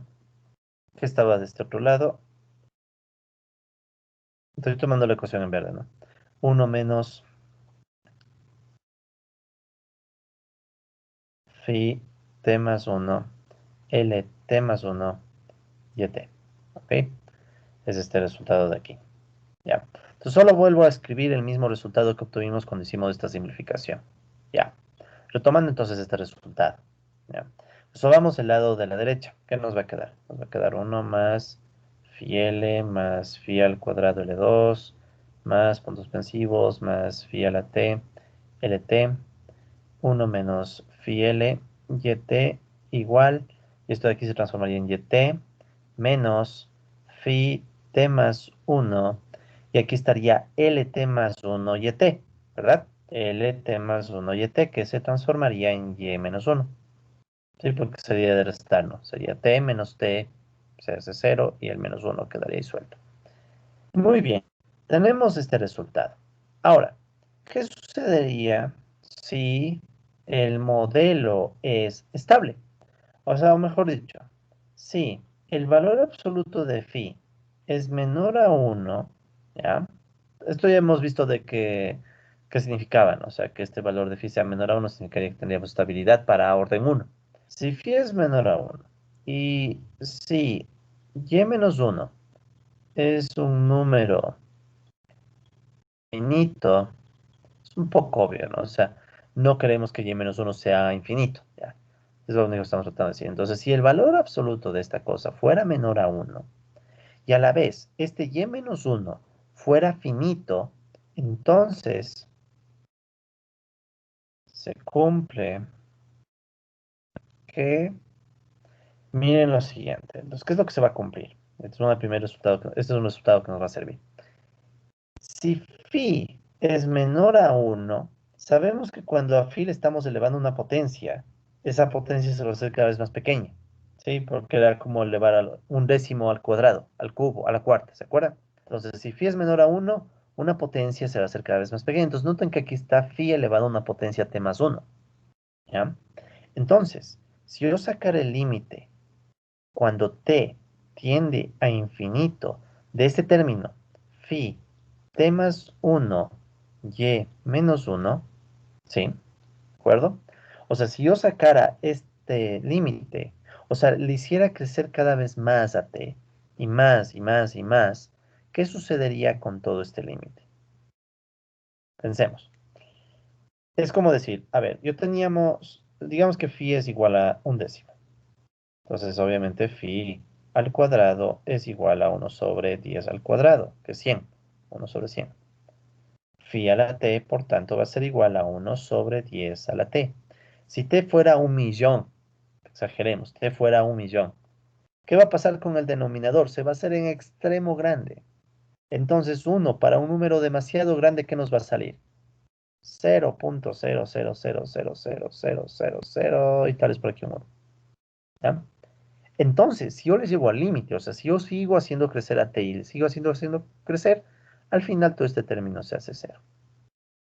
¿Sí? ¿Por qué? Justamente y sobre todo por esta propiedad. ¿De acuerdo? Entonces, en otras palabras, mientras más grande sea t, ¿sí? Esta sería otra forma de decirlo. O bueno, dejemos de eso tal vez para que no se olviden, ¿no? Recuerden esto, esto es siempre, ¿no? Si ustedes tienen un número menor a uno y le elevan a una potencia, cada vez se acerca más a cero. ¿Ya? Entonces es justo lo que nos permitía ver que el modelo es estable. ¿Sí? Es justo eso. Entonces, es decir, pongámoslo en palabras, ¿qué significa? Es decir, a medida que t crece, phi t más uno y menos uno decrece hacia cero. Esa es la idea, dicho en palabras, sin usar el término límite. Entonces, es decir, a medida que t crece, phi t más uno por y menos uno decrece hacia cero. Ya. O sea, si tenemos un modelo estable, o sea, phi menor a uno, entonces este término que está aquí, a medida que t va a crecer, este término que está aquí va a ir desapareciendo, ¿sí? Va a ir desapareciendo. ¿Para qué me sirve eso? Entonces, por tanto, cuando t es, entre comillas, muy grande, o sea, originalmente que t tiende a infinito, pero en la práctica con que t sea muy grande. ¿Se acuerdan lo que les dije al inicio de la clase? Queremos series temporales grandes, largas. ¿Por qué? Porque mientras más larga es la serie temporal, se va a cumplir esta propiedad. Cuando t es muy grande, coma, el valor absoluto de, además que el valor absoluto de phi sea menor a uno y menos uno es finito. Este último casi es un hecho. O sea, asumimos que el dato que tal vez no conocemos, por ejemplo, el PIB del año 99, no lo tenemos. No tenemos el dato. Pero es obvio asumir que es finito. O sea, porque sabemos que en el 99 el PIB del Ecuador no era infinito. O sea, eso es obvio. ¿Ya? Puede haber casos teóricos donde no se cumple esta propiedad, ¿no? Pero en realidad en la práctica siempre se va a cumplir, ¿no? Entonces, si se cumplen estas condiciones, cuando t es muy grande, además que el valor absoluto de phi es menor a uno y y menos uno es finito, ¿ya? Se cumple ¿qué? ¿Ya? Entonces, ¿qué se va a cumplir? Volvamos a nuestra operación. Entonces, teníamos todo este producto, ¿verdad? Todo este resultado. Estamos diciendo que este término de aquí, phi a la t más uno y menos uno, se va a volver cero a medida que t crece, porque phi es un valor menor a uno. Entonces es como que este término desaparece. ¿Y qué me va a quedar? Solo me va a quedar YT. ¿Sí? Es como que este término va a tender a desaparecer. ¿Sí? O sea, este término de aquí tiende a desaparecer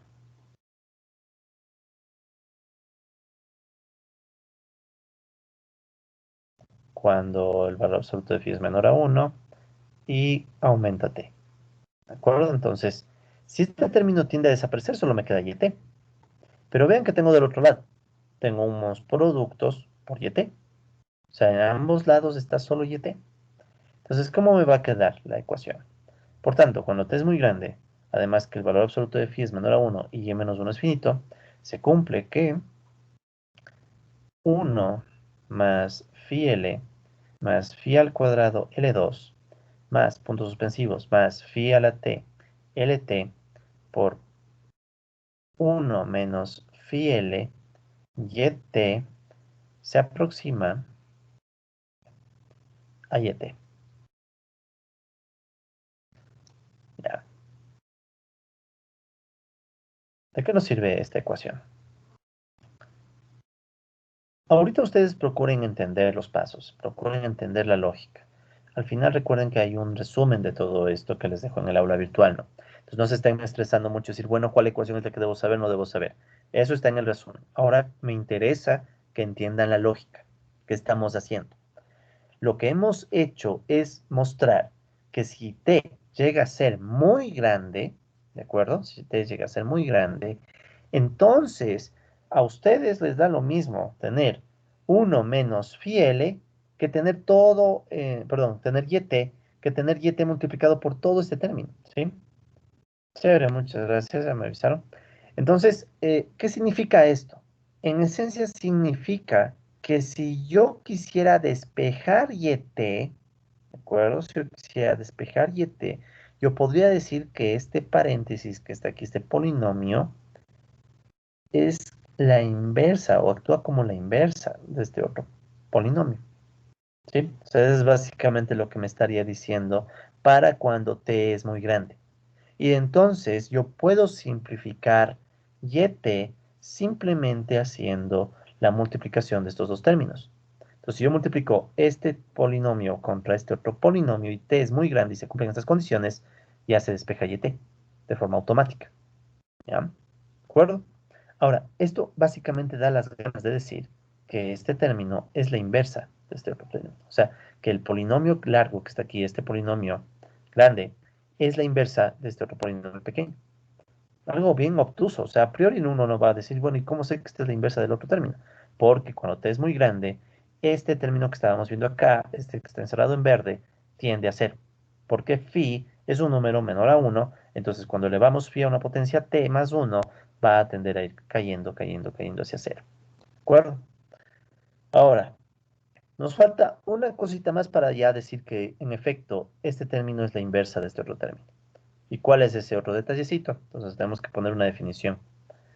Tenemos que ahora definir una serie que es acotada. ¿Ya? Y creo que con esto casi estamos cerrando. Entonces, vamos a hacer lo siguiente. Vamos a plantear la siguiente definición. Una secuencia y t desde t igual menos infinito hasta más infinito. Ya sabemos que esto es una serie temporal, pero tomando todo, ¿no? O sea, desde el inicio de los tiempos hasta el fin de los tiempos. ¿Ya? Entonces, una secuencia yt de menos infinito a más infinito, vamos a decir que es acotada, esta es una nueva definición, es acotada si existe un número finito, existe un número finito y barra tal que el valor absoluto de yt es menor siempre a y barra para todo t. Ya. Entonces, así escrito puede sonar un poco obtuso. O sea, a ver, una serie temporal, una secuencia YT es acotada si existe un número finito y barra que hace que el valor absoluto de este YT siempre sea menor a y barra para todo t. ¿Qué significa eso? Entonces, vamos a hacer un gráfico rápido. Vamos a poner un gráfico de la serie temporal. Entonces, vamos a poner el tiempo y vamos a poner YT. ¿Sí? Y vamos a hacer lo siguiente. Vamos a poner unas franjas para arriba y para abajo. En la parte superior va a estar llevar. Y en la parte inferior va a estar menos llevar. Asumiendo que llevar es positivo, ¿no? Sí, llevar es positivo. Entonces, ¿qué vamos a tener? Vamos a poner estas franjas. Y lo que decimos cuando una secuencia es acotada no es nada más que decir que para cada periodo de tiempo, ¿sí? Para cada periodo de tiempo, el que sea, ¿sí? Para el que sea, la serie siempre tiene valores dentro de estas franjas. Sea que estemos por acá arriba, por acá abajo, arriba, abajo, arriba, arriba, abajo, arriba. O sea, eso es nada más una serie acotada. ¿Ya? Entonces es una nueva definición. Vamos a decir que una serie es acotada cuando esta serie, para todo periodo de tiempo, siempre está dentro de unas franjas y esas franjas son las que están dadas por llevar. ¿De acuerdo? Entonces vamos a definir una serie acotada. ¿Para qué? ¿Sí? ¿Para qué? Vamos a decir lo siguiente y con esto cerramos. Y aquí está el resultado clave de la clase de hoy. Entonces, si volvemos a esto, si el valor absoluto de phi es menor a 1, ¿de acuerdo? Trabajamos con una serie YT acotada. Sabemos ahora sí lo que significa esto, ¿no? Phi es menor a 1, ya, ese es el modelo estable. Y trabajamos con una serie acotada, o sea, una serie que siempre está dentro de unos umbrales. O sea, no es una serie que se vuelve infinita, explosiva en algún punto, sino que siempre está limitada en unos umbrales. Entonces, si el valor absoluto de phi es menor a 1 y estamos con una serie acotada, entonces se puede decir que, ¿qué es lo que se puede decir? El límite, cuando j tiende a infinito, de 1 más phi l más phi al cuadrado L2 más phi al cubo L3 más puntos suspensivos más phi a la j LJ, ¿ya? Es igual a 1 menos phi L a la menos 1. ¿Ok? ¿Dónde 1 menos phi L a la menos 1 por 1 menos phi L obviamente va a ser igual a 1? Es decir, para que finalmente nosotros podamos decir que este gran polinomio que está de este lado es la inversa de este polinomio, también debemos agregar el supuesto de que tenemos una serie acotada. Entonces, si nosotros asumimos que tenemos una serie acotada y sabemos que el modelo es estable, podemos afirmar que este polinomio es igual a la inversa del otro polinomio cuando j tiende a infinito, o sea, cuando t es muy grande. ¿Sí? O sea, j tiende a infinito, es decir, tenemos una serie temporal lo suficientemente larga. Suficientemente larga. ¿Ya? Listo. Entonces, ¿para qué nos va a servir este resultado? Este resultado nos va a servir para resolver de manera más inmediata nuestro polinomio, nuestra ecuación. Entonces, volviendo a la ecuación original. Recuerden que, ¿cuál era la ecuación original? Yt igual a phi yt menos 1 más wt. Esto pasado a retardos, ¿cómo era? Yt menos phi l yt igual a wt. Siendo factor común me quedaba 1 menos phi l yt menos 1 es igual a wt. Entonces, solo estando aquí, si el valor absoluto de phi es menor a 1 y yt es acotada, ¿qué puedo hacer? 1 menos phi l a la menos 1 por 1 menos phi l yt menos 1 es igual a 1 menos phi l a la menos 1 wt. Se simplifican estos dos términos y me queda que yt, porque aquí sigo con menos 1, qué barbaridad, disculpe. Ya, que aplica el retardo, no. Aplica el retardo y el factor común es yt. Entonces, yt sería igual a 1 menos phi l a la menos 1 wt. Y queda resuelto. Donde ya sabemos que 1 menos phi l a la menos 1 es igual a 1 más phi l más phi l2 L2 más phi 3 L3 más puntos suspensivos. ¿Sí? Tratando de que esto sea, bueno, si quieren más phi j, LJ con j hacia el infinito. ¿Ya? Entonces, todo lo que hemos hecho, todo este vueltón que hemos dado, es en esencia para decir que entonces, si yo sé que el modelo es estable y sé que la serie es acotada, este polinomio que le acompaña y tiene una inversa. Entonces yo puedo aplicar la inversa a ambos lados y ya resuelvo la ecuación. Y esa ecuación se resuelve a la vez recordando que esta inversa es en realidad todo este polinomio, pero con una j que tiende a infinito. En la práctica no lo voy a poder llevar al infinito, pero lo voy a hacer bien grande. Entonces, si este polinomio lo hago de 10, tal vez es suficiente, porque ya con 10 resulta que phi a la décima ya se hace 0. ¿Ok? Listo. Entonces, la próxima clase voy a retomar desde este punto para un poco ver algunos detalles, pero quiero que se lleven ya esa idea. La esencia es ver cómo con operadores de retardo se puede resolver las ecuaciones de diferencia. ¿Listo? Entonces, con eso damos por cerrado el video de hoy.